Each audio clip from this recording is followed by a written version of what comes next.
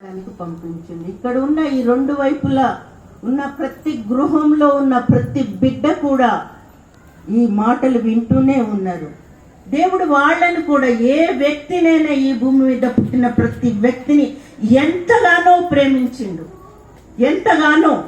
ఇక్కడున్న ప్రతి బిడ్డని, వింటున్న ప్రతి బిడ్డని నా స్వరం వాళ్ళ వాళ్ళ చెవులకు వెళ్ళిపోతున్న ప్రతి బిడ్డ కూడా యేసయ్య యొక్క ఔన్నత్యాన్ని, మహోన్నత్వాన్ని ఇప్పుడు వినాలని వాళ్ళందరినీ కూడా హృదయపూర్వకంగా యేసయ్య నామంలో వాళ్ళ చెవులు ఉన్న వాళ్ళు వినుగాక అన్నాడు యేసయ్య. అలాగా వాళ్ళందరూ కూడా యేసు నామములో ఈ వాక్యాన్ని విందురుగాక. కృప వాళ్ళ జీవితాలలో ప్రారంభం అవుతుంది ఇప్పుడే. తండ్రి నీకు స్తోత్రం నాయన. వినుట వల్ల విశ్వాసం పెరుగుతుంది అన్న మన దేవుడు. ఆ విశ్వాసము వల్ల ఎవరెవరు హృదయాలని ఇప్పుడు ఓ పరిశుద్ధాత్మ దేవుడు తట్టబోతున్నాడో తండ్రి, వారి హృదయాలని తట్టు నాయన. తండ్రి, నీవెవరో, ఎంత గొప్ప దేవుడు అయినావో, నీ ఔన్నత్యాన్ని వాళ్ళకు తెలుపు నాయన. నీకు మహిమకరంగా మేమందరం నిన్ను స్తుతించడానికి సహాయం చేయండి. యేసయ్య నామములో ఆమేన్, ఆమేన్. Thank you. ఇప్పుడు ఇక్కడికి వచ్చిన వాళ్ళందరూ పాస్టర్లు కాబట్టి ప్రతి ఒక్కళ్ళకి నా నమస్కారాలు, నా నమస్సుమాంజలు తెలుపుకుంటున్నాను. మీ అందరు కూడా ఎక్స్పీరియన్స్డ్ పర్సన్స్ కాబట్టి, ఎందరికో బోధించిన వాళ్ళు, ఎన్నో ఆత్మలను రక్షించిన వాళ్ళు, ఎంతగానో సేవ చేస్తున్న వాళ్ళు.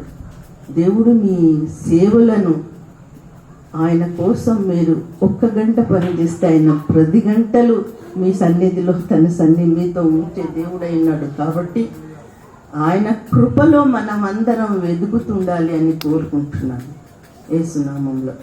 అయితే నేను మీకు ఏదో మెసేజ్ చెప్పాలని కాకుండా కొంచెం, ప్రభు ఏమన్నాడు, పీటర్ లోతుగా ఇవ్వాలా అన్నాడు, లోతుగా. అయితే ఇప్పుడు మనకు ఈ బైబిల్ ఉంది కదా, ఈ బైబిల్ విక్టోరియా మహారాణి చదివిన ఈ బైబిలే గుడిసెలో ఉన్న అతి పేదవాడు చదివిన ఇదే బైబిల్. ఈ బైబిల్ని ఇప్పటికీ కోటాను కోట్ల మెసేజ్లు బయటకు వచ్చింది. ఎందరో దైవజనులు మాట్లాడిండు.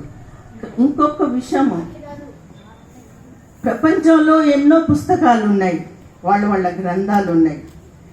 కానీ ఏ గ్రంథంలో కూడా, ఎన్నో గ్రంథాలు ఉన్నాయి, కానీ ఈ గ్రంథం చేసినంత ఇన్స్పిరేషన్, మనిషిని ప్రభావితం చేసినంత, ఈ గ్రంథం చేసినంతగా ఇప్పటి వరకు ఏ గ్రంథం చేయలేదు. ఎందుకంటే ప్రతి అక్షరము పరిశుద్ధాత్మతో నిండి ఉంది కాబట్టి. హల్లెలూయా. ఈ గ్రంథము మనకు దేవుడు డిపాజిట్ చేసిన గ్రంథం. ఒక బ్యాంకులో డిపాజిట్ చేస్తే రోజు ఒక వాక్యాన్ని తీసుకోవాలి, మనం భుజించాలి, తినాలి, మన జీవితానికి బలాన్ని తెచ్చుకోవాలి, ఇలా తీసుకోవాలి. అలాగా మనకు ఈ దైవ గ్రంథము ఒక పెద్ద గిఫ్ట్. యేసయ్య వాక్యమైన వాడు మన చేతిలో ఉన్నాడు. హల్లెలూయా, హల్లెలూయా. ఈ రోజు మనం మాట్లాడబోయేది కింగ్ని గురించి మాట్లాడుతున్నాం. కింగ్. అయితే కింగ్ గురించి మాట్లాడడానికి, కింగు అని చెప్పడానికి ఏంటి అర్హతలు కావాలి? ఒక మనిషిని మనం రాజు అని ఒప్పుకోవడానికి ఏం అర్హతలు కావాలి అంటే,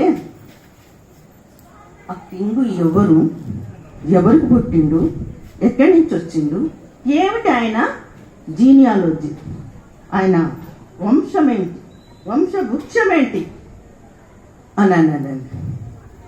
అయితే మనం ఆదికాండం చూస్తే ఇక్కడ ఉన్న వాళ్ళందరూ పాస్టర్స్ ఎన్నో మెసేజ్లు చెప్పిండ్రు. కాబట్టి నేను కూడా అలాంటి మెసేజ్లు కాకుండా కొంచెం లోతుగా వెళ్ళిపోదామని తీసుకున్నాను. అయితే ఇప్పుడు ఆదికాండం చూస్తే, ఆదికాండము 5 అధ్యాయాల్లో చూస్తే 1 నుంచి మనకు వంశవృక్షం కనబడుతుంది, వాళ్ళకి పుట్టిండ్రు అని. అక్కడ ఎలా ఉందంటే 5 నుంచి 25 వరకు ఉన్న మొత్తం వచనాలను చూస్తే మృతి నొందెను, మృతి నొందెను, మృతి నొందెను, మృతి నొందెను అని కనబడుతుంది. ఆయనకు ఈయన పుట్టిండు చనిపోయిండు, ఈయనకు ఆయన పుట్టిండు చనిపోయిండు, ఆయనకు పుట్టిండు, అలాగా మృతి నొందననే ఉంటుంది పాత నిబంధన. ఇకపోతే మనము కొత్త నిబంధనకు వచ్చేసరికి మనకు మాథ్యూ చాప్టర్ మత్తయి సువార్తలో ఉన్న జీనియాలజీ ప్రకారంగా పుట్టెను పుట్టెను పుట్టెను పుట్టెను అని ఉంటుంది. జీవం, నూతన నిబంధన అంతా జీవంతో నిండింది. యేసయ్య పుట్టినది, జీవము ఈ లోకంలోనికి వచ్చింది.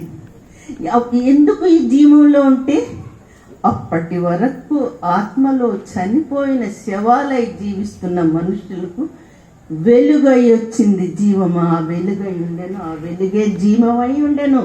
హల్లెలూయా. Oh God Almighty, we love you, we praise you, we worship you, we need you, oh Lord. Thank you God, thank you Jesus, thank you Lord, thank you very much.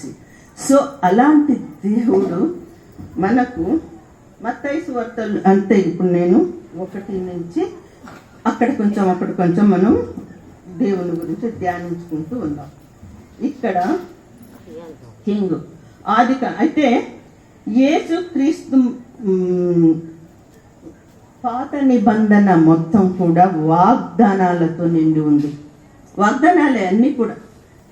కొత్త నిబంధన అంత ఫుల్ఫిల్మెంట్, వాగ్దానాలను నెరవేర్చడమే ఉంది.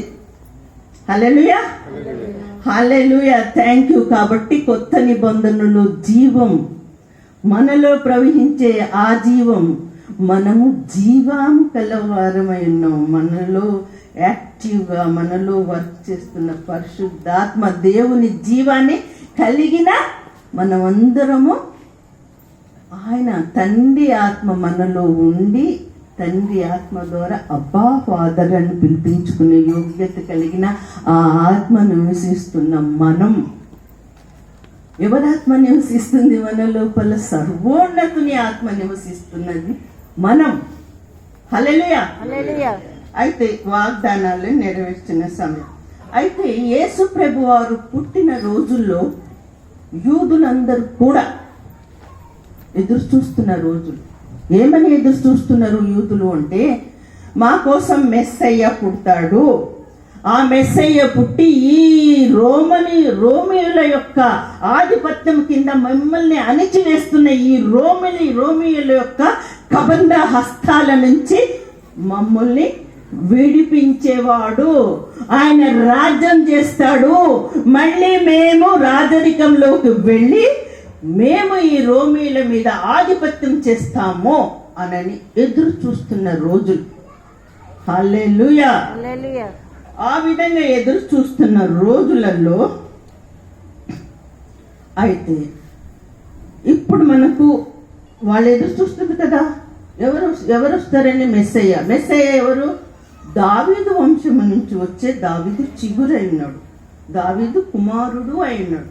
Okay, దావీదు కుమారుడు వస్తుండని ఆ రోజులలో కన్యలు కూడా చాలా చాలా చాలా చాలా ఎదురు చూసేవాళ్ళు ఆ రోజులలో కన్యలు కూడా. అయితే ఇక్కడ మనం చూస్తే హల్లెలూయా, ఇక్కడ మనకు 2 రకాల జీనియాలజీ కనబడుతుంది. 2 రకాల జీనియాలజీ అంటే వంశవృక్షాలు కనబడతాయి. అయితే ఇప్పుడు మరియ భర్త యేసోపు, కానీ మరియ భర్త యేసోపు అయినంత మాత్రాన యేసు ప్రభు వారు యేసోపు నుంచి రాలేదు కదా. మనందరికీ తెలిసిన విషయము. నిజంగా మనకు యేసు ప్రభు వారికి ఆయన తండ్రి కాదు, బయాలజికల్ ఫాదర్ కాదు, శరీరంలో నుంచి వచ్చిన ఫాదర్ కాదు, పరిశుద్ధాత్మ దేవుడి ద్వారా మనకు యేసయ్య మరియ ద్వారా వచ్చిండు. కాబట్టి మరి మనకు దావీదు కుమారుడు అని ఎలా అంటారు అయితే ఇక్కడ ఏం జరిగిందంటే మత్తాయి తన వంశవృక్షం తీసుకుంటున్నప్పుడు సాల్మోన్ నుంచి తీసుకున్నాడు. దావీదు కుమారుడు సాల్మోని నుంచి వంశవృక్షము వచ్చింది, అది యేసుకు సంబంధించింది. ఇకపోతే లూకా వంశావళి ఒకటి ఉంది. లూకా వంశావళి ఎవరి నుంచి తీసుకున్నారు అంటే ఏలీ నుంచి తీసుకున్నాడు. ఎవరు? నతాను. దావీదుకు మరొక కుమారుడు ఉన్నాడు నతాను. ఆ నతాను నుంచి తీసుకున్న వంశవృక్షం ద్వారా మరియ వంశవృక్షం కలిసింది. మరియ కూడా దావీదు వంశస్థురాలే, యేసుకు కూడా దావీదు వంశస్థురాలే. ఈ రెండు జీనియాలజీలు ఎందుకు చూయించిండ్రు, ఈ వంశవృక్షాలు ఎందుకు చూయించినంటే యేసు ప్రభువు యొక్క జననాన్ని అథెంటికేటెడ్, ఎస్ ఈయననే రాజులకు రాజు, ఈయననే మెస్సయ్యా, ఈయననే కింగ్ ఆఫ్ కింగ్స్ అని చెప్పడం కోసం. హల్లెలూయా. ఆ విధంగా దేవుడు తన జీనియాలజీని అది యేసయ్యను ఆ విధంగా తీసుకున్నాడు.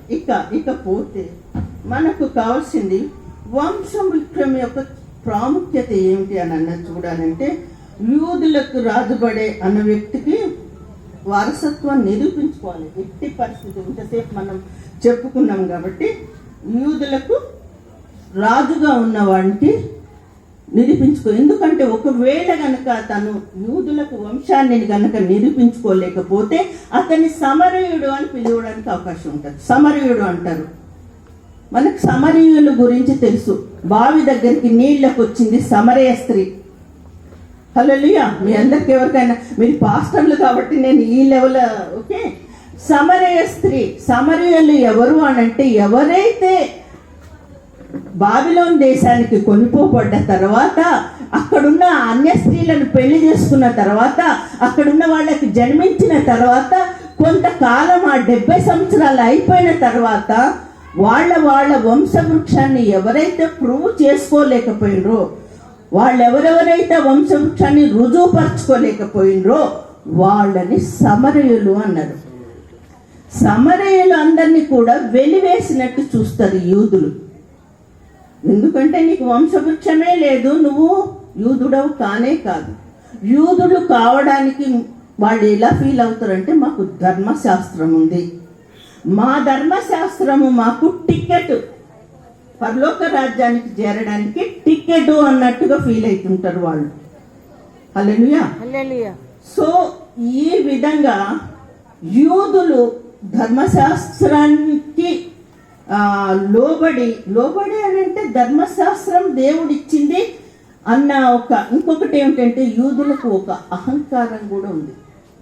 ఏమిటంటే అహంకారం, దేవుడు ఎన్నుకోబడ్డ మనుషులం మేము, దేవుడు మనుషులం మేము.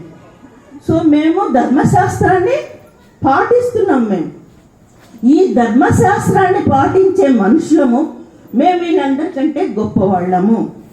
ఇకపోతే మీకు ఒక చిన్న క్లూ ఇక్కడ, వాళ్ళు ధర్మశాస్త్రాన్ని పాటిస్తున్నారు అని అంటే అసలు ధర్మశాస్త్రం ఏంటి పాటించడానికి? ధర్మశాస్త్రంలో ఏం లేదు, ఇన్స్ట్రక్షన్స్ ఉన్నాయి అంతే. పద్ధతులు పాటించాలి. ఆ పద్ధతులు పాటిస్తూ కొన్ని సంవత్సరాల నుంచి యూదులందరినీ కూడా పాపులలోనికి మార్చుకుంటూ పోయింది.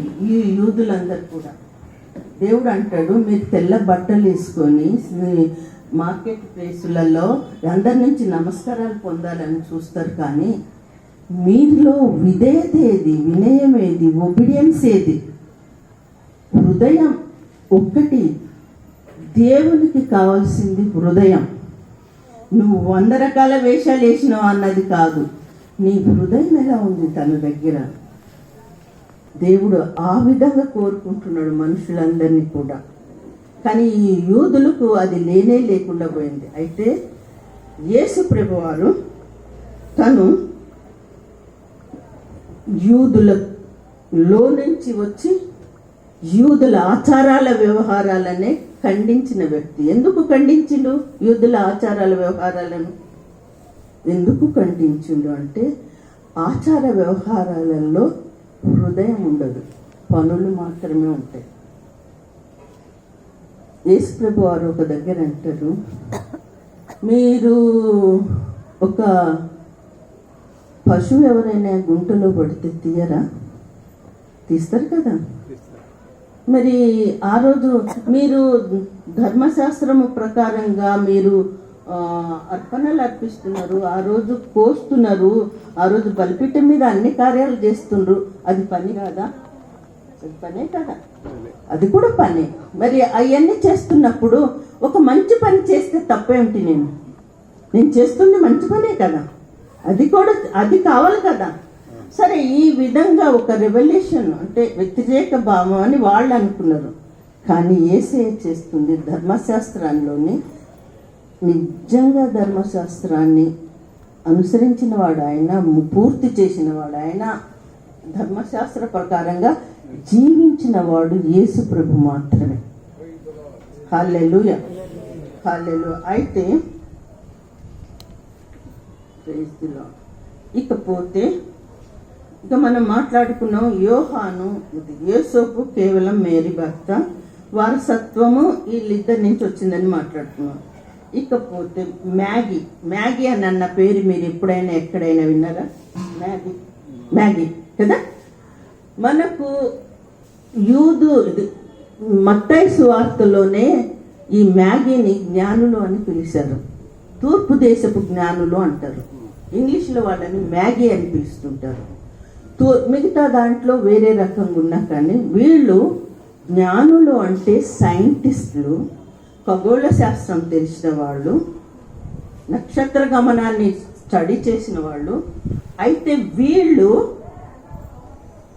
వాళ్ళకు దేవదూత కనిపించి ఆ నక్షత్రముని మీరు అనుసరించండి, యూదులకు రాజు, ఈ నక్షత్రం ఎక్కడైందో అక్కడ యూదుల రాజు మీకోసం జన్మించిండు అని చెప్పినప్పుడు వాళ్ళు కార్వాన్ తీసుకొని వచ్చిండు. కార్వాన్ అంటే తెలుసు కదా. కార్వాన్ అంటే ఏంటి? కార్వాన్ అంటే కొన్ని ఒంటెలు, పశువులు, కొన్ని వందల మందితోని మేళ తాళాలతోటి వచ్చేదాన్ని కార్వాన్ అంటారు. వాళ్ళు మనకు కొంత వేరే రకంగా ముగ్గురు మనుషులే ఇలా వచ్చిండ్రని కాదు, కార్వాన్ తీసుకొని వచ్చిండ్రు. అయితే వచ్చినప్పుడు వాళ్ళు ఎక్కడికి వెళ్ళిండ్రు? హేరోదు మహారాజు దగ్గరికి వెళ్ళిండ్రు. కార్వాన్ వాళ్ళ దగ్గరికి వచ్చి, మీకు దగ్గర యూదుల మహారాజు అనే అతను పుట్టాడు, ఎక్కడ అని ఎవరిని అడిగిండు? హేరోదుని అడిగిండు. ఆ హేరోదు ఎవరు? రాజు, హేరోదు యూదులకు రాజు అనిపించుకోవాలని చాలా కోరిక. ఆయన హేరోదుకు తను యూదుల రాజు అనిపించుకోవాలని కోరిక. ఎందుకు అంటే హేరోదు యూదుడు కాదు. యూదుడు కాదు. ఎవరు అంటే ఏశావు, యాకోబు అన్న ఉన్నాడు కదా. యాకోబు అన్న పేరేమిటి? ఏశావు. ఏశావు సంతతి నుంచి వచ్చిన వాడు ఏరోదు కాబట్టి ఆ ఏరోదు తనకు యూదుల రాజు అనిపించుకోవాలని చాలా కాంక్ష ఉంది. కానీ వచ్చిన మ్యాగీ ఏమన్నారు? వీళ్ళు యూదుల రాజుగా పుట్టినవాడు ఎక్కడ? అయితే ఇక్కడ మనం మంచిగా గమనించాల్సిన అతి ఇంపార్టెంట్ పాయింట్ ఏమిటంటే, మనకు ఎవరిని అడిగిండు? యూదుల రాజు ఎక్కడ పుట్టిండని హేరోదు రాజుని అడిగిండు. హేరోదు రాజు ఎవరు అడిగిండ్రు? ధర్మశాస్త్రం తెలిసిన వాళ్ళని యూదుల రాజు ఎక్కడ పుట్టాడు అని అడిగిండ్రు. వాళ్ళు ఏం చేసిండ్రు? దబదబా గ్రంథాలను తీసుకొని చదివి యూదులకు రాజుగా పుట్టినవాడు బెత్లెహేములో పుడతాడు అని ఉంది. బెత్లెహేమ్ అని ఉంది. అయితే ఇక్కడ జరుగుతుంది ఏమిటంటే, అయితే ఈయనేమన్నాడు, సరే నువ్వు అక్కడికి వెళ్ళి మీరు తెలుసుకొని రండి, నాకు మళ్ళీ వచ్చి చెప్పండి, నేను కూడా ఆయనను వర్షిప్ చేస్తా అని చెప్పినప్పుడు చెప్పిన వాళ్ళు ఎవరు? యూదులు. బెత్లెహేములో పుట్టిండు అని చెప్పిన వాళ్ళు ఎవరు? యూదులు ఎవరో తెలుసా? మెస్సయ్య కోసం 100 సంవత్సరాల నుంచి ఎదురు చూస్తున్న యూదులు, దేవుడి యొక్క ప్రజలు, దేవుడు హృదయాన్ని నలిపి దేవుణ్ణి ఎన్నో రకాలుగా ఇబ్బంది పెట్టిన మనుషులు వాళ్ళు. మీ అందరికీ కూడా బాగా తెలుసు అది. అయితే వాళ్ళు చెప్పిన బెత్లెహేంలో పుట్టిండని అని చెప్పిండ్రు. ఎవరు? యూదులు మత గ్రంథాలు చూసి చెప్పిండ్రు. అయితే ఈ మత గ్రంథాలు చూసి చెప్పిన యూదులు బెత్లెహేము జెరూసలేం పట్టణానికి ఓన్లీ 5 కిలోమీటర్స్ దూరం. ఎక్కడి నుంచో మ్యాగీ వచ్చింది, కొన్ని 100 కిలోమీటర్లు తూర్పు దేశం నుంచి వచ్చింది మ్యాగీ. ఆ జ్ఞానులు 5 కిలోమీటర్ల దూరం వెళ్ళలేకపోయినరా వీళ్ళు యూదులు? వాళ్ళ మెస్సయ్య కోసం, వాళ్ళ మెస్సయ్య పుట్టిండని వాళ్ళు ఎదురు చూస్తున్న మెస్సయ్య, దగ్గరలో పుట్టిన ఈ మెస్సయ్య పుడితే 5 కిలోమీటర్లు ఎందుకు వెళ్ళలేకపోయిండు వాళ్ళు? ఆలోచించండి. ఎంత దయానీయమైన పరిస్థితి. దేవుని కోరుకున్న మనుషుల నిర్లక్ష్య వైఖరిని దేవుడు క్షమిస్తూనే పోయిండు. ఆ యూదులు వెళ్ళిన తర్వాత అప్పుడు మళ్ళీ నక్షత్రం స్టార్ట్ అయింది. మళ్ళీ బెత్లెహేంలో యేసుప్రభు ఉన్న దగ్గర, అప్పటికి యేసుప్రభు పుట్టి చిన్నపిల్లవాడుగా లేదు. కొంత టైం అయింది ఆ ప్లేస్ చేరడానికి, కొంత టైం అయింది. బహుశా 6 నెలలు కావచ్చు, 1 ఇయర్ కావచ్చు, ఎంతైనా కావచ్చు. యూదులు అక్కడికి చేరి కానుకలు అర్పించిండ్రు, అయిపోయింది. అయితే ఈ నేపథ్యంలో యేసుప్రభు వారు మళ్ళీ ఐగుప్తుకు పోవడం, సారీ మీకు అన్ని విషయాలు తెలిసిన విషయాలే, అందుకనే నేను ముందే ప్రస్తావించిన ఈ బైబిల్ మనకు తెలిసిన బైబిల్నే కోటాను కోట్ల మెసేజీలు వచ్చినాయి ఇప్పటి వరకు. మీరు ఎవరైనా అలా ఫీల్ అవుతుండేవని మళ్ళీ నేను మీకు రిమైండ్ చేస్తున్నా. సో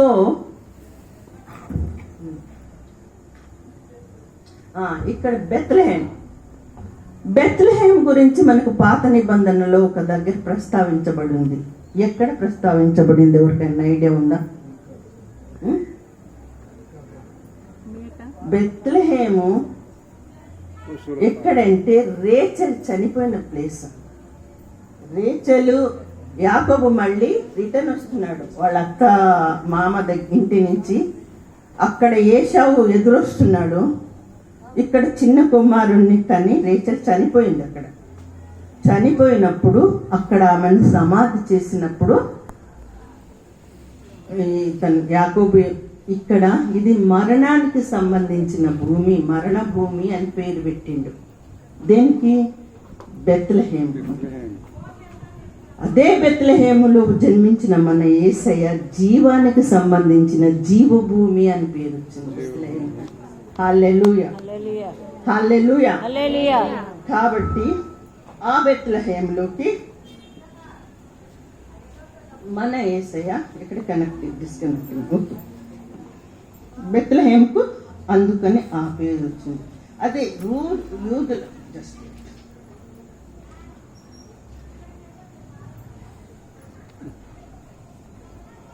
దీని తర్వాత యేసయ్య మళ్ళీ అక్కడికి వెళ్ళిపోయాడు. ఐగుప్తులకు వెళ్ళడము, ఆయన పెరగడము, పెద్దగాడము, ఇవన్నీ కొంచెం మనకు నిశ్శబ్దంలో 30 సంవత్సరాలు మనకు నిశ్శబ్దం. ఈ మనకు తగిన ఇన్ఫర్మేషన్ బైబిల్ చెప్పలేదు మనకి ఇక్కడ. ఈ పీరియడ్లో యేసయ్య ఎలా ఉన్నాడు, అక్కడ ఎలా పెరిగాడు, ఏం చేశాడు, ఇవన్నీ ఏం లేదు. కానీ దేవుని కృపలో ఎదుగుతున్నాడు అని మాత్రం మనకు రాయబడి ఉంది. కృపలో ఎదుగుతుండు అంటే జ్ఞానంతో ఎదుగుతుండు, ప్రేమలో ఎదుగుతుండు, దేవునిలో ఎదుగుతుండు, అన్ని రకాలుగా. ఓకే, దేవునిలో ఎదుగుతున్నది యేసయ్య. ఇకపోతే ఇలా ఎదుగుతున్న యేసయ్య పెద్దవాడైంది. అయితే యూదుల్లో ఒక ఆచారం ఉంది.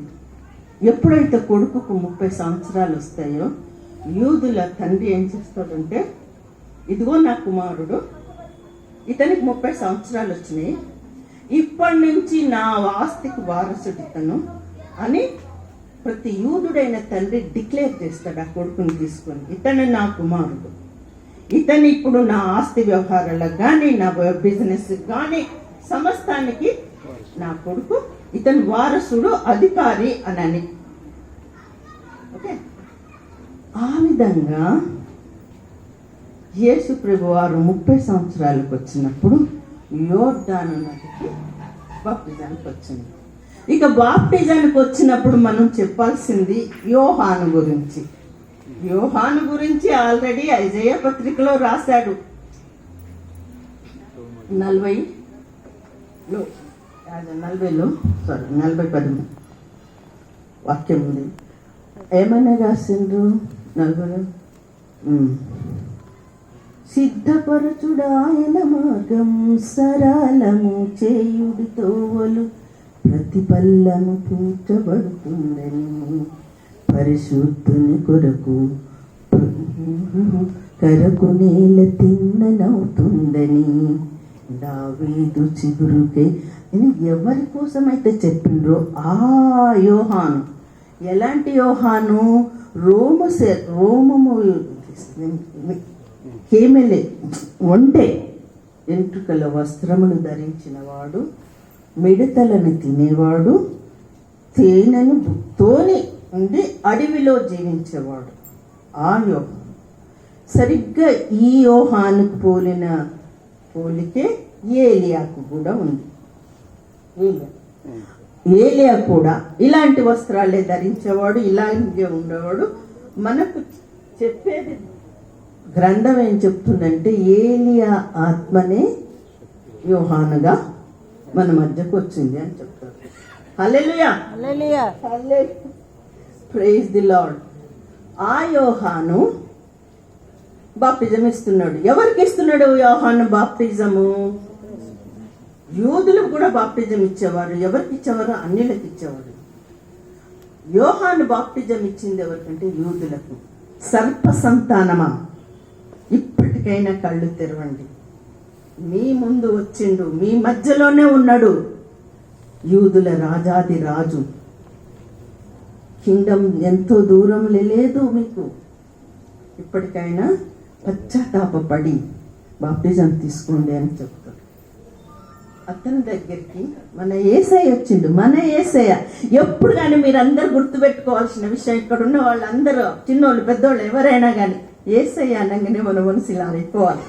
మన యేసయ్య మన రక్షకుడు, మన తండ్రి, మన ప్రభు, మన పాపాలనన్నిటినీ కూడా తుడిపివేసి పరిశుద్ధులుగా మనల్ని చేసిన ఏకైక దేవుడు, సర్వ సృష్టికర్త, సర్వంతర్యామి, సర్వోన్నతుడు. ఇలా పులకించిపోవాలి ఆయన పేరు తీసుకున్నప్పుడు. హల్లెలూయా, హల్లెలూయా, జీసస్. సో ఆ జీసస్ యోర్దాను నదికి వచ్చిండు బాప్టిజం తీసుకోవడానికి. యేసయ్యకు బాప్టిజం అవసరం చెప్పండి? ఎందుకు అవసరం? యేసయ్య ఏం పాపం చేసిండు? అదే నీతి. ఎందుకు? ఏమి నీతి? ఆయన నీతిమంతుడే కదా. నీతిమంతుడికి ఏం అవసరం? అక్కడ ఉన్న వాళ్ళంతా పాపులం, మనం అందరం పాపం చేసినాం కాబట్టి మన పాపాలు కడిగివేయబడబట్టే మనకు బాప్టిజం అవసరం. నీతిమంతుడు దేవుడు. ఒకే ఒక్క వ్యక్తి భూమి మీద ధర్మశాస్త్రాన్ని నెరవేర్చిన వ్యక్తి. ఆయన పుణ్యాత్ముడు, ఏ పాపము ఎరగని వాడు, పరిశుద్ధుడు. ఆయనకు బాప్టిజం అవసరం లేదు. అయితే 2 కారణాలు ఉన్నాయి ఇక్కడ ఆయన బాప్టిజం యాక్సెప్ట్ చేయడానికి. ఒక కారణం, యోహాను బాప్టిజాన్ని అందరూ అంగీకరించాలి అని అన్నది, పాపులర్ చేయాలని అన్నది. ఈయన కూడా బాప్టిజాన్ని ఒబే చేసింది. హల్లెలూయా, హల్లెలూయా. ఎందుకంటే అప్రూవ్ చేసింది జాన్ బాప్టిజం యొక్క బాప్టిజాన్ని యేసుప్రభు వారు. ఇక 2వ కారణం ఏంటంటే, నేను వచ్చింది మనుషులుగా, మానవునిగా వచ్చిన. నేను దైవ కుమారుని, దేవుని కుమారుని, కానీ నేను దేవుణ్ణి కాదు. ఇప్పుడు నా దైవత్వం అంతా అక్కడ డిపాజిట్ చేసి నేను కేవలం మానవునిగా ఇక్కడికి వచ్చిన. 5:19లో ఏం చెప్తాడు అంటే, నా సొంతంగా నేను ఏ పని చేయను, నా తండ్రి చేస్తున్న కార్యాలు ఆయన చేయమనే నేను చేస్తున్నా. అంటే తన యొక్క మానవునిగా, తను మిగిలి ఉన్న మానవుని అని నిరూపించుకోవడానికి, పరిపూర్ణ మానవునిగా తనను తాను నిరూపించుకోవడానికి అక్కడ బాప్టిజం తీసుకున్నాడు. ఇక్కడ మనందరం కూడా అతి సంతోషపడవలసిన విషయం ఏమిటంటే, యోర్దాను నది దగ్గర ఒక అద్భుతం జరిగింది. హల్లెలూయా. ఏం అద్భుతం తెలుసా? తండ్రి, కుమార, పరిశుద్ధాత్మడు ముగ్గురు కూడా అక్కడికి వచ్చారు. యోర్దాను నది దగ్గరికి కుమారుడు బాప్టిజం తీసుకుండు, పరిశుద్ధాత్మ దేవుడు పావురంలాగా వచ్చిండు. ఆకాశం నుంచి ఆ వాయిస్ ఏమని వినిపించింది? ఈయన నా ప్రియ కుమారుడు, ఈయనందు నేను చాలా సంతోషిస్తున్నాను, మీరు కూడా సంతోషించండి. హల్లెలూయా కదా. మరి మనం ఎంత సంతోషించాలి? ఈ లోకానికి సర్వోన్నతుడు వచ్చిండు మన కోసం, తన రక్తాన్ని చిందించిండు మన కోసం, మన మధ్యన నివసించిండు మన కోసం. ఆ దేవుడు మన దేవుడు, మన యేసయ్య. హల్లెలూయా. ఒక చిన్న పాట పాడనా ఇక్కడ మీ అందరికి? కొంచెం ఎంత టైం ఉందో పాస్ ఇస్తారో లేరు? అబ్బాబు లేడుగా? Okay, right.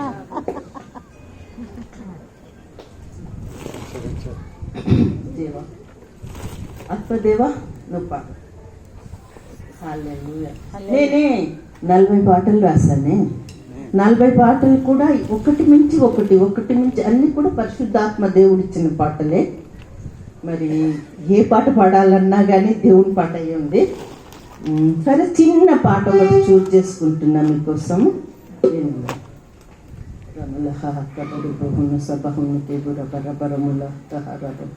తండ్రి స్తోత్రం, తండ్రి స్తోత్రం, తండ్రి స్తోత్రం, యేసయ్య స్తోత్రం, తండ్రి నీకు స్తోత్రం. ఓకే,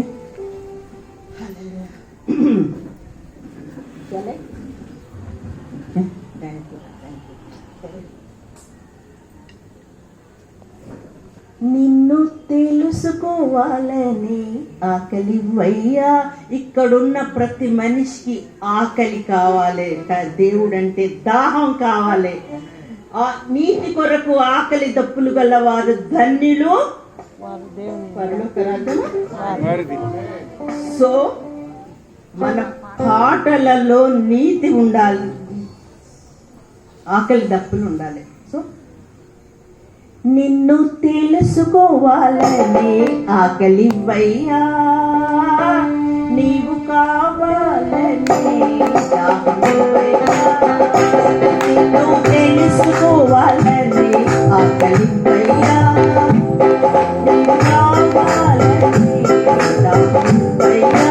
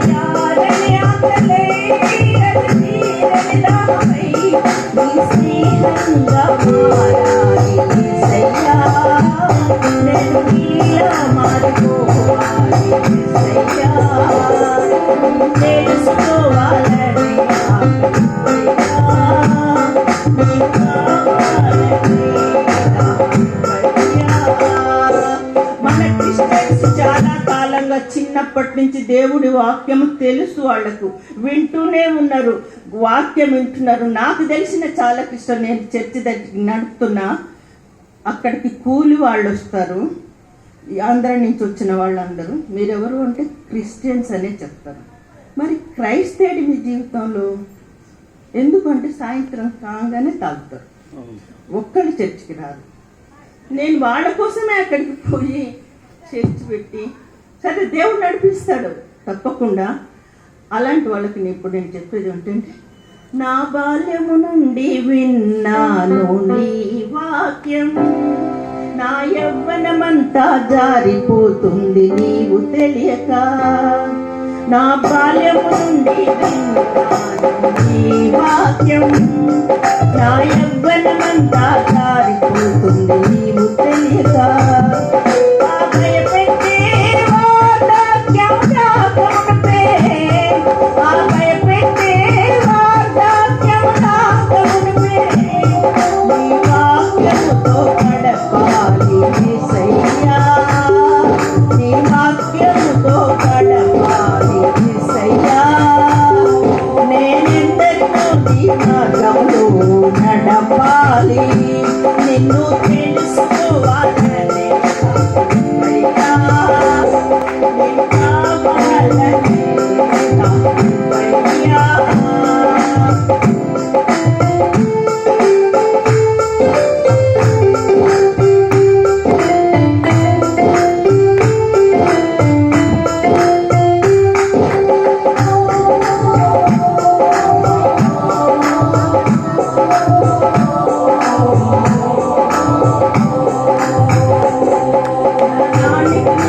క్రీస్తు ప్రేమను తెలుసుకోవాలి, దేవుని సంపూర్ణతలో పూర్ణులుగా మేము మిగిలిపోవాలి.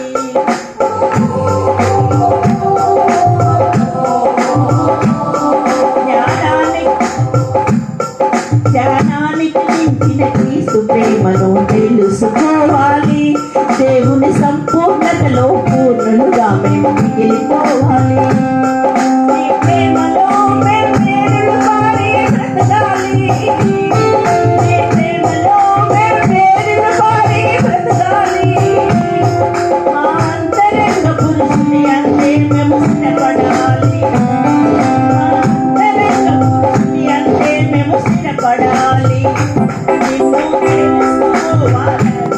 ఆకలివయ్యా, నువ్వు కావాలని దాహమివయ్యా, అది ఆరని ఆకలై అది తీరని దాహమై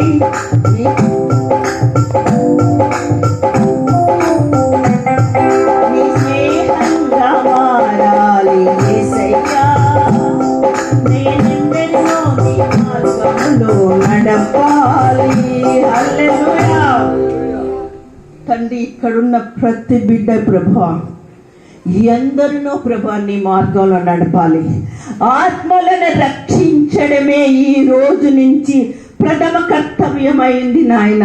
ఎందుకంటే ప్రభా ఎవరైనా కానీ వాక్యము విన్న తర్వాత అది వాళ్ళ బాధ్యత అయింది ఇంకొకళ్ళకి చెప్పడం. గింజలు ఒడిలో పడినాయి, ఆ పడ్డ గింజలు కనుక నువ్వు చల్లకపోతే ఆ గింజలు మురిగిపోతాయి, పాడైపోతాయి. కాబట్టి దేవుని వాక్యాన్ని అంత నిర్లక్ష్యంగా చేయకుండా దేవుడు మనకిచ్చిన ఈ యొక్క మినిస్ట్రీలను, ఈ యొక్క సేవా సంఘాలను పవర్ తోటి, అగ్నితోటి, పరిశుద్ధాత్మతోటి, శక్తితోటి, బలముతోటి, ఆయన బలంతోటి ముందుకు నడపవలసిన బాధ్యత గల సేవకులమై ఉన్నాం మనం. హల్లెలూయా, హల్లెలూయా. ఇకపోతే వాక్యం కొంచెం యోహాను యోర్దాను నది దగ్గర త్రియేక దేవుని దర్శనాన్ని చూసుకున్నాం మనం. అంత గొప్ప అద్భుతమైన దర్శనం.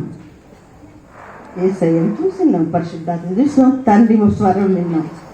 సో యేసయ్య పరిచర్య మొదలవుతుంది ఇక్కడికి కావడానికి. ఎప్పుడైతే బాప్టిజం తీసుకున్నాడో సైతాను అపవాది వచ్చి శోధనకి మొదలైంది. మనకు వాక్యంలో ఉంది. 3లో యోహాను వస్తాడు, 4లో మత్తయి సువార్తలో అపవాది. ఓకే, లైన్గా చెప్పుకుంటూ పోతున్నాం. ఇకపోతే ఈ అపవాది ఉన్నాడు చూసావా, అపవాది అక్కడ ఎప్పుడు ఏదో తోటలో హ్యాపీగా ఉన్న వాళ్ళ దగ్గరికి పోయాడు. హ్యాపీగా ఉన్న వాళ్ళ దగ్గరికి వెళ్ళి ఎలాగంటే ఏంటి నిజమా ఆ పండు తింటే చచ్చిపోతారా, ఇది నిజమా, అలాగా ఒక క్వశ్చన్. ఎలాగంటే ఆయన చెట్టు పెట్టించిండు, తోట పెట్టిండు, ఇంకా ఈ పండు తినొద్దు అది అట్లా బాగాలేదు అంటే బహుశా మన వాడుక భాషలో అలాంటి మాటలే మాట్లాడుకోవచ్చు, ఎన్నైనా మాటలు వాడు మాట్లాడుండొచ్చు, బహుశా ఇలాగా ఉండొచ్చు. ఆయన కంటే తెలియదమ్మా, నువ్వు విను. అట్లా ఎక్కడ మంచి పండు చూడు, స్మెల్ ఎంత బాగా వస్తుందో, కంటికి ఎంత ఇంపుగా ఉందో. ట్రై చేయి ఒకసారి, చూడు. సో అయిపోయింది పని. ఆ మహారాజు చేసిన పనికి, ఆ మొదటి ఆదాము చేసిన పనికి ప్రతి ఒక్కళ్ళం ఇప్పుడు మనము ఆ పాపంలో కొట్టుకుపోతూనే ఉన్నారు. సిలువ వచ్చేవారు, సిలువ యాగం జరిగి అంటారు. సో ఇప్పుడు మళ్ళీ యేసయ్య వచ్చింది కదా. అయితే ఇక్కడ నేను లూసిఫర్ గురించి చాలా చాలా చాలా చాలా చాలా చెప్పాలని ఉంది, కానీ మరి నాకు టైం చాలా తక్కువ ఉంది. లూసిఫర్ ఎవరు, అది ఉంది, ఇది ఉంది, ఇంకా లోతైన అనుభవంలోకి మిమ్మల్ని చాలా తీసుకుపోవాలని ఉంది. సరే, ఇప్పుడు మనం కొంత అలాగే చేస్తాను. అయితే ఇక్కడ లూసిఫర్, అక్కడ లూసిఫరు ఎక్కడున్నాడు అప్పటి వరకు, ఏం చేసిండు లూసిఫర్ అన్నది ఇప్పుడు మనం అప్రస్తుతం, ఇప్పుడు మనం మాట్లాడుకోవట్లేదు. అయితే మళ్ళీ యేసయ్య దగ్గరికి వచ్చి ఏమంటున్నాడు, అరే నువ్వు దైవ కుమారుడు కదా. ఇక్కడ మనం గమనించాల్సిన విషయం ఏమిటంటే, ఎప్పుడైతే ఆదాము సైతాను మాటలు విన్నాడో, ఎక్కడ విన్నాడు?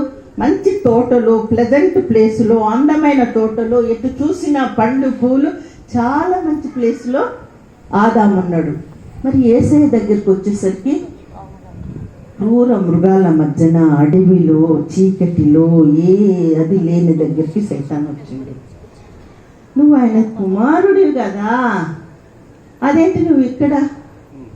ఏ తండ్రి అయినా ఇలా పంపిస్తాడా కుమారుణ్ణి? నువ్వు అంతగా నీకు తండ్రి నిన్ను ప్రేమిస్తుండు అని నువ్వు ఫీల్ అవుతున్నావు కదా, ఏది నీ తండ్రి ప్రేమ? నీకు ఆకలి అవుతుంది కదా, ఏంటి వెయిట్ చేస్తున్నావు? రాళ్ళని రొట్టె చేసుకో, నీకు శక్తి ఉంది కదా, తినొచ్చు కదా అన్నప్పుడు యేసు ప్రభువు ఉన్నాడంటే, ఇట్ ఈజ్ రిటర్న్. ఇంగ్లీష్లో ఎలా ఉంది? ఈ విధంగా రాయబడి ఉంది అని తెలుగులో ఉంది. ఏమని రాయబడి ఉంది? ఏమని రాయబడి ఉంది అక్కడ?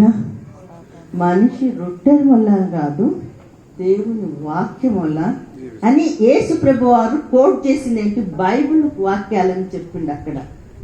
అవును, నేను అదని ఇదని తన గొప్ప ఏం చెప్పుకోలేదు, కేవలం బైబిల్ వాక్యాలను మాత్రమే చెప్పిండు.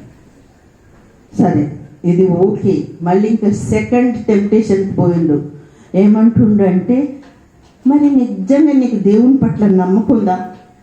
దేవుడు ఏమంటుండో, నువ్వు కిందికి దూకు, దూతలు వచ్చి నిన్ను పట్టుకుంటాయి అన్నాడు. ఏది నీకు దేవుని మీద నిజంగా రియల్లీ నీకు నమ్మకుంటే దూకోయా? నీ తండ్రి కదా, దూకు. ఇప్పుడు టెంప్టేషన్, ఛాలెంజింగ్. యేసయ్య చేయగలడు ఏది కూడా, కానీ తండ్రి ఆజ్ఞని శిరస వహించడానికి వచ్చింది, తన సొంతంగా ఏం చేయడానికి రాలేదు. అప్పుడు కూడా ఇట్ ఈస్ రిటర్న్ కదా. అప్పుడు కూడా ఒక వాక్యం చదవగలరు కదా.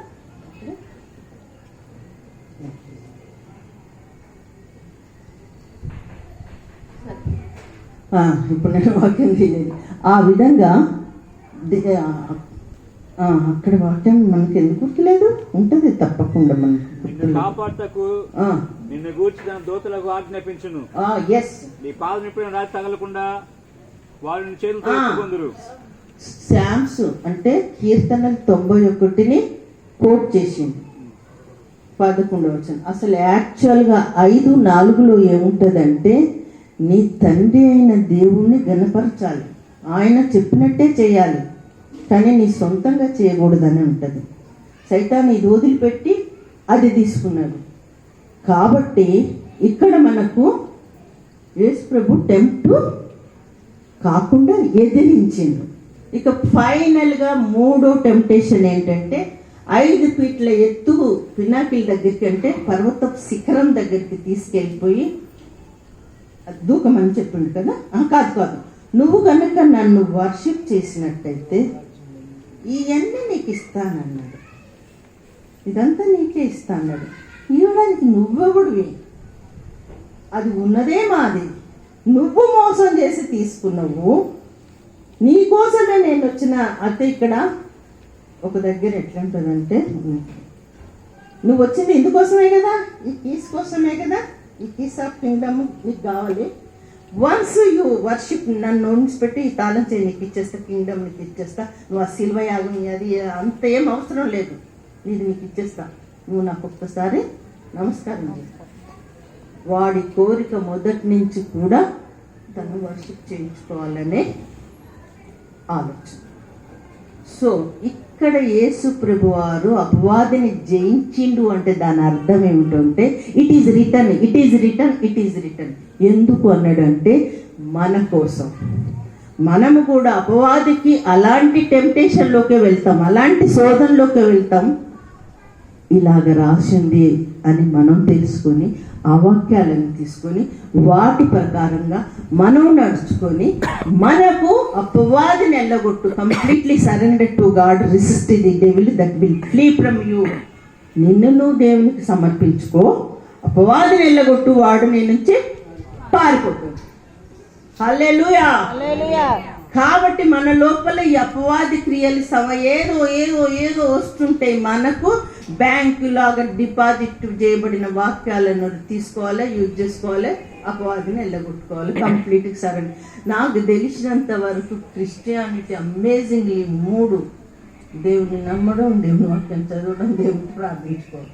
ఈ 3 చాలా సింపుల్ విషయాలు. దేవుడు ఏమన్నాడంటే, తిరుపతి లాగా గుట్టెక్కి దిగు, గుట్టెక్కి దిగు, ఇది చేసుకో, అది చేసుకో, ఇది నథింగ్. నువ్వు చేయాల్సింది ఏంటి? ప్రార్థించు, ఎడతెగక ప్రార్థించు. అపవాది తిరుగుతున్నాడు రోరింగ్ లైన్ లాగా, ఎవరిని మింగుదామా అని తిరుగుతున్నాడు వాడు. కాబట్టి నీకు చేయాల్సింది ఏమిటంటే ప్రార్థన. నువ్వు ప్రార్థించడానికి మోకాళ్ళు ఉన్నట్టు వాడు పారిపోవాల్సిందే నీ నుంచి. అంత గొప్ప శక్తి ఉంది ప్రార్థనలో. ఇప్పుడు నేను మీకు అంతా చెప్పింది ఇంట్రడక్షన్, కొంచెం మీకు లోతుగా తీసుకుపోవడానికి. నాకు టైం ఎంత ఉందో రెండు వాక్యాలైనా మీకు చెప్తాను. హల్లెలూయా. మెయిన్ మెసేజ్ ఇప్పుడు 5 మత్తయి సువార్త 5వ అధ్యాయము 3 చదవండి. 5:3 ఎవరైనా చదువుతారా ప్లీజ్? 5:3 2 చదువుకొని. ఆత్మ విషయమై దీనులైన వారు ధన్యులు, పరలోక రాజ్యము వారిది. ఆత్మ విషయం దీనులైతే పరలోక రాజ్యం ఎట్లయితుంది మనకు? ఎలాగా చెప్పండి? దీనులం మనం. దీనులు అంటే ఏంటిది? ఇంగ్లీష్లో ఎట్లా ఉంటుందంటే బ్లెస్డ్ ఆర్ ది పువర్. ఇది చెప్పడానికి ఇంకొక విషయం చెప్పడం మర్చిపోయినా. ఈ టెంప్టేషన్ అయిపోయిన తర్వాత మనకు నంబర్ 1 అమేజింగ్ పార్ట్ ఏంటి? గుట్ట మీద, కొండ మీద ప్రసంగం, అంతేనా? కొండ మీద ప్రసంగం, కొండ మీద ప్రసంగం స్టార్ట్ చేసింది యేసు ప్రభువారు. 5th లో కొండ మీద ప్రసంగం స్టార్ట్ చేసినప్పుడు యూదులందరికీ కూడా బాప్టిజం యొక్క విలువను చెప్పాలనుకున్నాడు, నేర్పించాలనుకున్నాడు. అసలు ముఖ్యంగా బాప్టిజం అన్నది వాళ్ళకే అవసరం, మనకు కూడా అవసరం. వాళ్ళకు బాప్టిజం యొక్క విలువను తెలియజేయాలని కొండ మీద ప్రసంగం ఉంది. అంత ప్రసంగం గురించి నేను ఇప్పుడేం చెప్పట్లేదు, దయచేసి మీరు భయపడకండి. నేను 2 వాక్యాల గురించి ఇప్పుడు టైం ఉన్నంతలో చెప్పేస్తాను. అయితే దీనులైన వారు ధన్యులు, పరలోక రాజ్యం వారిది అంటున్నాడు. దీనులకు పరలోక రాజ్యానికి ఏంటి సంబంధం? ఎందుకు దీనులైతే పరలోక రాజ్యం వెళ్ళిపోతామా? ఎందుకు పరలోక దీనుల కావాలి అని అంటే, ప్రతి వ్యక్తి దేవుని దగ్గరికి వెళ్ళినప్పుడు చెప్పాల్సిన విషయం ఏమిటంటే, పూర్ అంటే ఏంటి? బీదలు. దీనులు అంటే ఎవరు? బీదలు పరలోక రాజ్యానికి చేరుతారు అని మనం మాట్లాడుకుంటున్నాం కదా. ఎలాంటి బీదతనం అంటే, ఒక్కరే మీరు హృదయాన్ని, మనసుని పదిలం చేసుకొని ఒక్కసారి అలర్ట్గా వినండి. దేవుని దగ్గర మీరు నిలబడ్డప్పుడు చెప్పాల్సిన మాట, తండ్రి నా లోపల ఏ యోగ్యత లేదు, ఏ మంచి లేదు, నేను నీ దగ్గరికి వచ్చడానికి రావడానికి యోగ్యత కూడా లేదు, నాకు నిన్ను చేరడానికి కానీ నిన్ను ముందు నిలబడడానికి కానీ నాకు ఏ విధమైన అర్హత లేదు, నేను పాపిని, ఇంత పరిశుద్ధ దేవుడు నువ్వు, కానీ నేను చేరుకోవాలని ఉంది, నీ పరలోక రాజ్యం కావాలని ఉంది, అది నాకు ఎలా సాధ్యమయ్యా? నీవు కరుణిస్తే తప్ప, నీవు నన్ను ఆదరిస్తే తప్ప, నీవు నన్ను చేర్చుకుంటే తప్ప నా ఈ పరలోక రాజ్యాన్ని నేను ఎలా చేరగలను? ఏ యోగ్యతతో చేరగలను? హృదయాంతరాల నుంచి వచ్చిన క్రై, దుఃఖమై ఉండాలి, కన్నీళ్లతోటి. నేను ఈరోజు విలాప వాక్యాలలో 2:19 ఏమిటంటే, కుమారి కన్నీళ్లను కుమ్మరించి ఏడు, హృదయాన్ని ద్రవించినంతగా ఏడు, నీళ్లు కుమ్మరించినంతగా ఏడు అని. ఎందుకు అంటే బాప్తిజం పుచ్చుకున్న మనము, దేవుడు కలిగి ఉన్న మనము, వాళ్ళకు మనకు తేడా లేకుండా చాలా జీవిస్తున్నారు. అలా జీవిస్తున్నప్పుడు మన మనసు దేవుడు మనసు ఏమంటది? ఇందుకోసం నా కొడుకుని పంపింది, ఇందుకోసం మనం త్యాగం చేసింది నా కుమారుణ్ణి, వీళ్ళ కోసం అనుకోడా దేవుడు? కానీ అనుకోడు దేవుడు, అలా అనుకునే దేవుడు కాదు. దేవుడు ఏమంటాడంటే, నువ్వు 7 సార్లు పడ్డా పర్వాలేదు, నువ్వు లేకొడుక, నేను నీకోసం వెయిట్ చేస్తున్నా, నా కన్నీళ్ళు నీకోసం కారుతున్నాయి, దినమెల్లా నా చేతులు నీకోసం చాపున్నా, ఎందుకంటే నా రూపులో చేసుకున్నా, మీరు నా పిల్లలు, మీరు నశించిపోవడం నాకు ఎంత మాత్రమో ఇష్టం లేదు. దేవుడి ఘోష, దేవుడి బాధ, దేవుడి ఆక్రందన, దేవుడి ఆవేదన అయింది. హల్లెలూయా. ఎలాగైతే దేవాలయంలో శంకర్ ప్రార్థించిండో తెలుసు కదా. శంకర్ ఆయన పరిచయుడు వచ్చి, దేవా నేను నీకు 10వ భాగం ఇస్తున్నా, 2 సార్లు ఉపవాసం ఉంటున్నా, నేను నీకు చాలా ప్రార్థనలు చేస్తున్నా, ఈ శంకరిలాగా కాదు, నేను నన్ను ఈ శంకర్లాగా పుట్టించినందుకు నీకు చాలా థ్యాంక్స్ అంటాడు. శంకర్ ఏమంటాడు?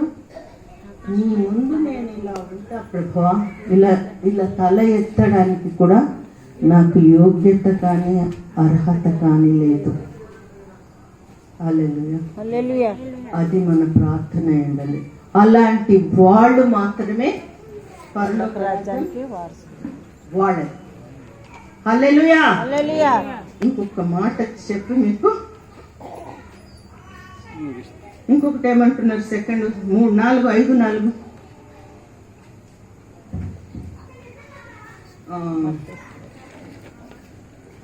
దుఃఖపడువారు కదా. దుఃఖపడువారు ధన్యులు ఉంటూ మన మధ్య చాలా మంది దుఃఖం, చాలా చాలా చాలా దుఃఖాలు ఉన్నాయి. అమ్మా నువ్వు ఆ తప్పు చేయకి, నీ జీవితం నాశనం అవుతుంది, వాడు మంచోడు కాదే, నిన్ను కష్టపెడతా, నీ జీవితం నరకాన్ని చేస్తాడే అంటే వింటారు అమ్మాయిలు? వినరు.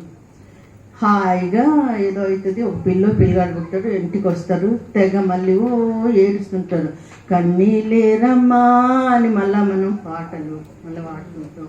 ఎందుకు కన్నీళ్ళు? ఎందుకు వచ్చినాయి కన్నీళ్ళు? ఎందుకు వినలే? దేవుడు వాక్యం లేదా మనకు? దేవుడు సన్నిధి లేదా మనకు?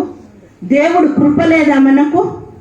మరి ఎందుకు ఇవి లేని మనుషుల్లాగా జీవించినాం మనం? తాగుదురా అంటే తాగుతారు, క్యాన్సర్. ఇంకో చెడిసి పోకురా అంటే పోతారు. దేవుడే పెట్టిండు మాకు ఇవి. ఆ దేవుడికి మా మీద ఇది దేవుని మా మీద దేవుని ప్రేమ లేదు, ఏం లేదు, ఏదో దేవుడే మాకు ఈ కష్టాలు పెట్టిండు అంటాడు. దేవునికి ఎట్లా అనిపిస్తుంది? దేవుడు ఏమనుకుంటాడు? మన లోపల నిజంగా అద్భుతాలు జరగకపోవడానికి కృప కార్యాలు జరగకపోవడానికి దేవుణ్ణి అపార్థం చేసుకుంటున్నాం మేము. దేవునికి ఇవ్వవలసిన రిగార్డ్ ఇస్తలేము, ప్రేమని ఇస్తలేము, ఔన్నత్యాన్ని ఇస్తలేము, గౌరవాన్ని ఇస్తలేము. ఇష్టం వచ్చినట్టు మాట్లాడుకుంటున్నాం. ఎప్పుడైతే మనుషులు దేవుడు వద్దు అనుకున్నారో, వద్దు అంటే రెండే ఆప్షన్స్, సైతాను దేవుడు. దేవుడు సైతాన్. దేవుడిని వద్దనుకుంటే రాజ్యం వెళ్తుంది, సైతాన్ బ్రహ్మాండంగా వెళ్తుంది. కాబట్టి దీన్ని కాదనుకొని మీ తండ్రికి రాజ్యానికి వారసురాలు కావడానికి చేయాలి.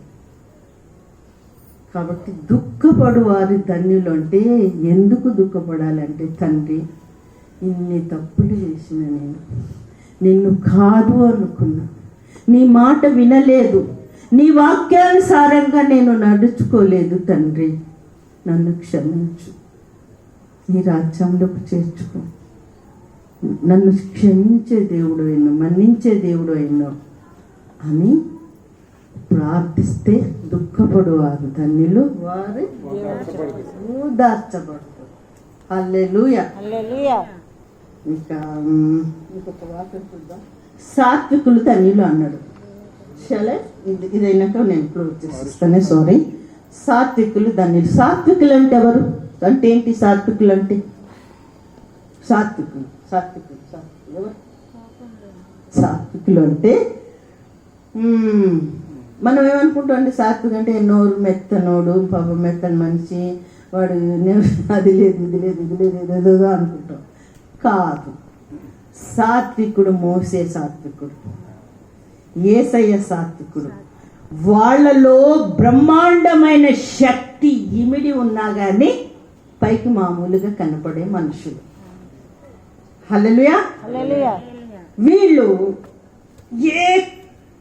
60 లక్షల మంది, 6 లక్షల మంది, 600 లక్షల మందిని మోసే తీసుకొచ్చిండు, నడిపించిండు, అన్నీ చేసిండు. ఇక సరే, ఆ రూట్లో పోతే ఇంకా చాలా చెప్పాల్సి వస్తుంది. కానీ అంత గొప్పవాడు. ఒక టైంలో మోసేని దేవుడు ఏమన్నాడంటే, నా కుటుంబం అంతట్లో నీతిమంతుడు, మంచివాడు, నిజాయితీ పరుడు, నాకు ఇష్టడు. ఎవరితో అన్నాడు? మరియంతో అన్నాడు, ఆరోన్తో అన్నాడు. ఆరోనుకు మోషేని దేవుణ్ణి చేసిండు మన దేవుడు. అటువంటి వాళ్ళు సాత్వికులు. మన యేసయ్య అయితే ఇక మనం చెప్పనవసరం లేదు. ఆయన సాత్వికుడు కాబట్టి పాపులందరి కోసము ప్రాణం పెట్టింది. అంతేకాదు, యోహాను శిష్యులు వచ్చి, మరి నువ్వేనా వచ్చేటోడు, మేము ఇంకొకళ్ళ కోసం ఎదురు చూడాలా? ఎవరు?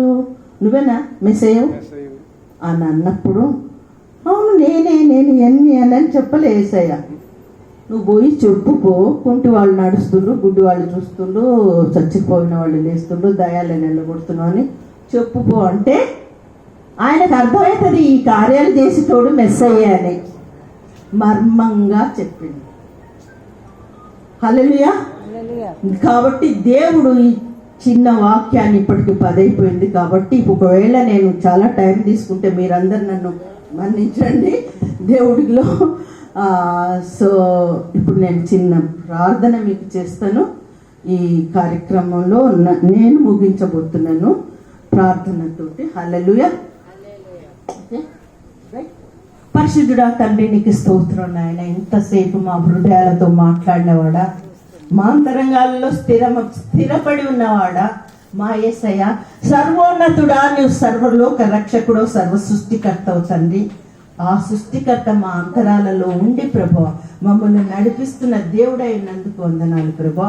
తండ్రి, ఈ 2 వైపులో ఉన్న ఈ గృహాలను మీరు ఆశీర్వదించండి, ఈ కుటుంబాలను మీరు ఆశీర్వదించండి. వాళ్ళ కుటుంబంలో శాంతి, సమాధానాన్ని, నెమ్మదినివ్వండి తండ్రి. వాళ్ళ పిల్లలకు విద్య, ఆరోగ్యము, సమృద్ధిని దయచేయండి తండ్రి. వాళ్ళ పిల్లలు ఎగ్జామ్స్ రాస్తున్నట్టయితే ప్రభువా వాళ్ళకి జ్ఞానం ఇచ్చి మంచి మార్కులతో పాస్ చేయండి. ఎవరెవరైతే ఉద్యోగాలకు ఎదురు చూస్తున్నారో వాళ్ళకు ఉద్యోగాలు దయచేయండి ఆయన. ఎందుకంటే ప్రభు నిన్ను అంగీకరించినంత మాత్రాన వాళ్ళు నీకు దూరం కాదు తండ్రి, వాళ్ళు కూడా నీ బిడ్డలే ఉన్నారు ప్రభు. కాబట్టి ఆ నీ బిడ్డలు కూడా ప్రభు మీరు అయినా కానీ ప్రభు ఎలాగైతే వర్షం అందరి మీద పడుతుందో, ఎలాగైతే ప్రభు అందరి మీద నీ కృపను కుమ్మరించి ప్రభు అభివృద్ధి జరిగిస్తున్నావు, వీళ్ళందరినీ కూడా మీరు అభివృద్ధిలోకి నడిపిస్తున్నందుకు వందనాలు రైన ప్రభు. వీళ్ళందరూ కూడా తండ్రి నీవే నిజమైన దేవుడు అని అంగీకరించే రోజు అతి త్వరలో పరిశుద్ధాత్మన దేవుని కార్యాల వల్ల వీళ్ళందరూ నీ రక్షణలోనికి వద్దురుగాక తండ్రి. అలాగే ఇక్కడున్న ప్రతి బిడ్డను మీరు ఆశీర్వదించండి. ప్రతి బిడ్డ మీకు మహిమకరంగా వాళ్ళ పరిచర్యను చేసుకొని మీరే తండ్రి వాళ్ళ కుటుంబాలను, వాళ్ళ పిల్లలను, వాళ్ళ జీవితాలను ప్రభు ఉన్నతిలోనికి మహిమలోనికి నడిపించి మీరే మహిమ ఘనత ప్రభావాలు పొంది మంచి ఆరోగ్యం దయచేయండి తండ్రి. శాంతిని, సమాధానం, నెమ్మదించి ఆశీర్వదించని ప్రభు అయిన యేసయ్య అతి పరిశుద్ధ నామంలో వేడుకుంటున్నాం తండ్రి. థ్యాంక్ యూ తండ్రి, మీరు ఇంతసేపు మాతో మాట్లాడినందుకు. పరిశుద్ధాత్మ దేవుడు థ్యాంక్ యూ. దేవునికి థ్యాంక్స్ చెప్పడం కాదు, థ్యాంక్ఫుల్గా జీవించాలి. కృతజ్ఞత కాదు, కృతజ్ఞత మన జీవితాలలో చూపించాలి. హల్లెలూయా.